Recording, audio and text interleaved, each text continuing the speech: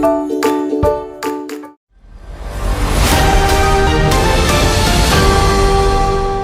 pagi pemirsa, kembali bersama saya Titi Lestari dalam program Warta Budaya TV yang menyajikan berita terkini dan terpercaya pada 27 Desember 2025. Akan menemani Anda dengan informasi seputar sejarah dan kebudayaan Indonesia. Di museum ini, Anda dapat mengetahui apa itu Museum Sejarah Jakarta, di mana lokasinya, kapan berdirinya, siapa pendirinya, dan juga mengapa museum ini sangat penting untuk dipelajari, serta bagaimana perjalanan museum ini. Untuk mengetahui informasi lebih lanjut, berikut laporan reporter kami langsung dari lokasi. Halo pemirsa di rumah, dengan saya Trianggoro Kusumo Wijoyo, saya melaporkan langsung di wilayah Kota Tua Jakarta.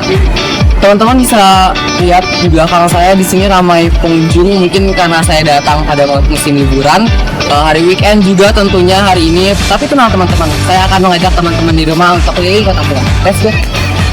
Nah, teman-teman bisa lihat di belakang saya ada banyak sekali spot foto teman-teman di Kota Tua ini. Mulai dari Kota Tua yang tulisannya dengan hati, atau juga ada semacam spot foto dengan wanita dengan ala-ala Mani Belanda, dan juga masih banyak lagi teman-teman kalau teman-teman lihat ke belakang saya ini.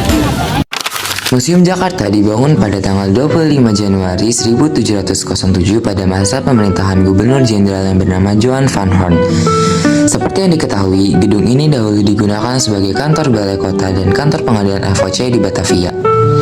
Namun, dari tahun 1942 sampai 1965, digunakan juga sebagai kantor logistik tentara Jepang, kantor residen Jawa Barat, dan markas komando distrik militer 0503 Jakarta Barat.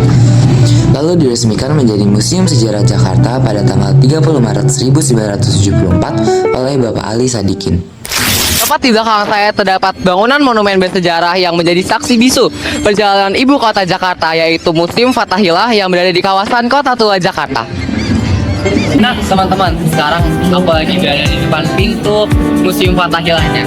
Bagi yang mau tahu dalamnya kayak gimana, stay tune kita.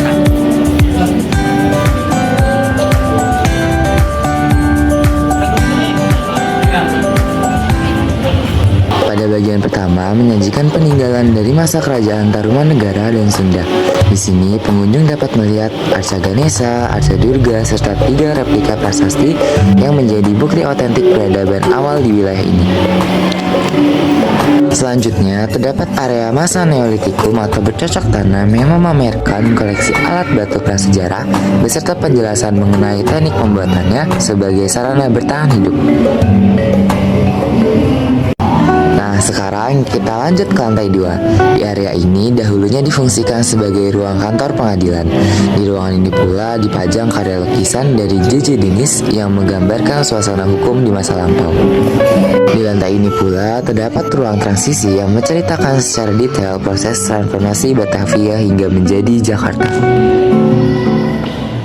Nah, teman-teman di rumah, sekarang aku akan ajak teman-teman di rumah untuk ke salah satu tempat yang paling banyak dikunjungi jika kita ke Museum Fathahillah, yaitu penjara bawah tanah.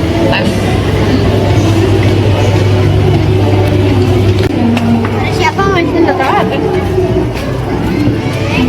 Sekarang aku berada di penjara bawah tanah yang digunakan dulu pada masa penjajahan.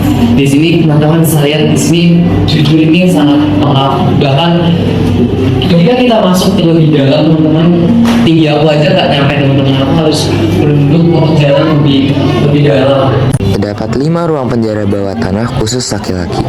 Kondisinya dahulu sangat memprihatinkan, di mana satu ruangan kecil bisa menampung sekitar 50 orang tawanan. Di antara ribuan itu bangunan OMD, Kota Tua berpesan bahwa waktu boleh berjalan, tapi nilai tidak boleh kita lupa. Saya Trianggoro Kusumo Wijoyo melakukan untuknya. Mari kita belajar dari masa lalu untuk bijak di masa depan. Kembali ke studio. Baik, terima kasih Trianggoro selaku pembawa berita di lapangan atas laporannya. Informasi tersebut sekaligus menutup perjumpaan kita dalam Warta Budaya TV edisi hari ini.